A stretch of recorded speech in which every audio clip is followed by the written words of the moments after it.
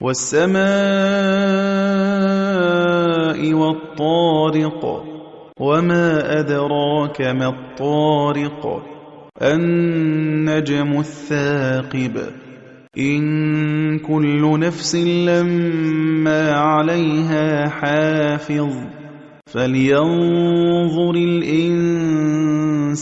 مِمَّ خُلِقَ خُلِقَ مِن مَّاءٍ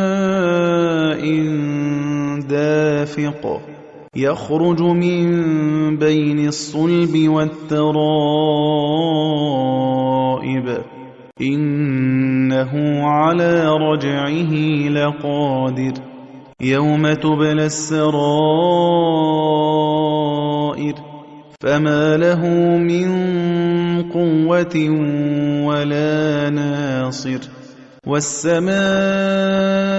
ذَاتِ الرَّجْعِ وَالْأَرْضِ ذَاتِ الصَّدْعِ إِنَّهُ لَقَوْلٌ فَصْلٌ وَمَا هُوَ بِالْهَزْلِ